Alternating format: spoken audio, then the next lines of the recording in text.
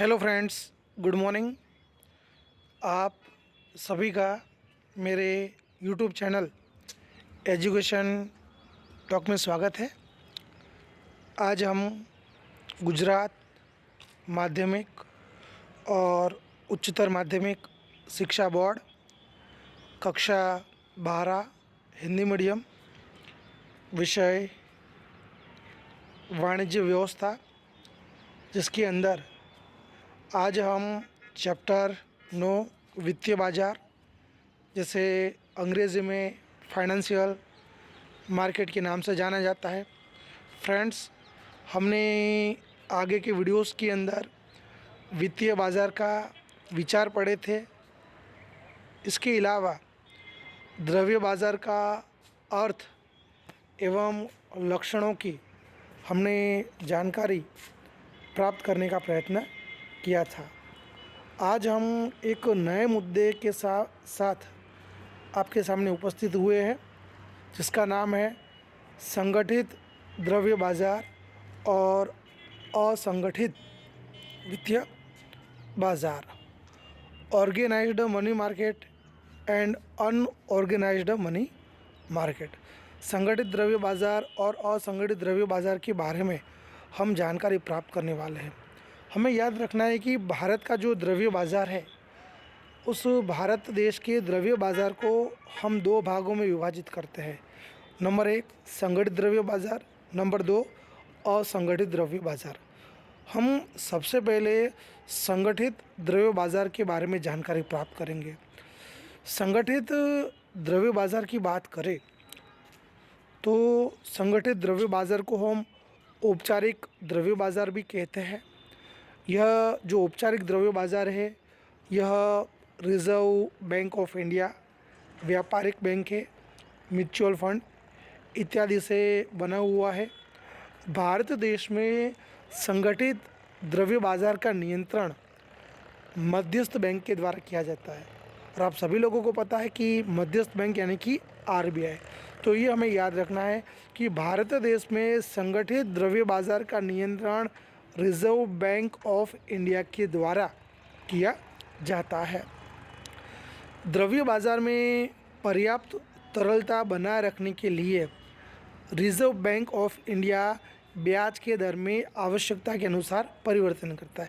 तो ये हमें थोड़ा नॉलेज होना चाहिए कि जो द्रव्य बाज़ार है, उस द्रव्य बाज़ार में पर्याप्त मात्रा में तरलता बनी रहे, पर्याप्त मात्रा में तरलता का गुणधर्म बना रहे, इसके लिए आरबीआई के द्वारा ब्याज के दरों में आवश्यकता के अनुसार परिवर्तन किया जाता है। संगठित द्रव्य बाज़ार के वित्तीय साधन भी है।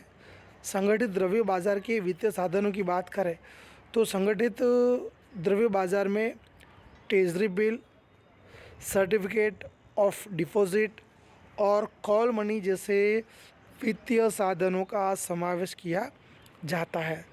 संगठित द्रव्य बाज़ार यह विधिवत संकलित है और रिज़र्व बैंक ऑफ इंडिया के द्वारा नियंत्रण किया जाता है। तो कहने का मतलब कि आरबीआई के द्वारा उसका नियंत्रण किया जाता है। संगठित द्रव्य बाज़ार ये कानूनन विधिवत ढांचे से बनाया गया है। अब हम दूसरे की बात करते हैं, असंगठित द्रव्य बाज़ार। असंगठित द्रव्य बाज़ार अनौपचारिक होने से उस पर किसी भी प्रकार की केंद्रीय संस्था का नियंत्रण नहीं है। जैसे कि हमने बात की कि जो संगठित द्रव्य बाज़ार है उस पर आरबीआई का नियंत्रण होता है, लेकिन असंगठित जो द्रव्य बाज़ार है वो अनौपचारिक है, और असंगठित द्रव्य बाज़ार अनौपचारिक होने से उस पर किसी भी केंद्रीय संस्था का कोई भी नियंत्रण होता नहीं है। असंगठित द्रव्य बाज़ार में जो भी प्रवृत्तियाँ होती है वो प्रवृत्तियाँ बिना किसी कायदे कानून के चलती है। तो ये हमें पता होना चाहिए कि संगठित द्रव्य बाज़ार में जो भी एक्टिविटीज़ होती है वो टोटली रूल्स और रेगुलेशन के तहत चलती है, जबकि असंगठित द्रव्य बाज़ार में जो भी एक्टिविटीज़ होती है वो एक्टिविटीज़ किसी भी प्रकार के रूल्स और रेगुलेशन के बिना चलती रहती है। असंगठित द्रव्य बाज़ार में द्रव्य देने वाले, देशी बैंकर और सौफ आदि से बना होता है। तो कहने का मतलब कि असंगठित द्रव्य बाजार के अंदर जो लोग द्रव्य देते हैं, शराब हो, बैंकर हो, व्यापारी हो, इन सब का समावेश किया जाता है। इन सब के बीच में संकलन का अभाव होता है। असंगठित द्रव्य बाजार की जो प्रवृत्तियाँ हैं, वो प्रवृत्तियाँ भारत देश के ग्रामीण विस्तारों में अधिक देखने को मिलती है।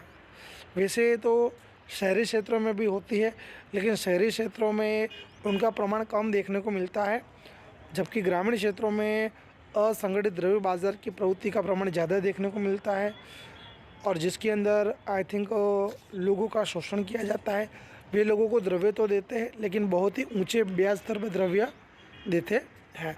तो फ्रेंड्स, हमने संगठित द्रव्य बाज़ार और असंगठित द्रव्य बाज़ार की चर्चा की। अगर आपको ये हमारा वीडियो पसंद आए तो उसे लाइक कीजिए, शेयर कीजिए, और हमारा जो यूट्यूब चैनल है उसे सब्सक्राइब करना ना भूलें। कोई भी क्वेरी हो, कोई भी प्रश्न हो, तो आप हमें कमेंट बॉक्स में लिखकर भेज सकते हैं। हम उसको सॉर्ट आउट करने का पूरा प्रयत्न करेंगे।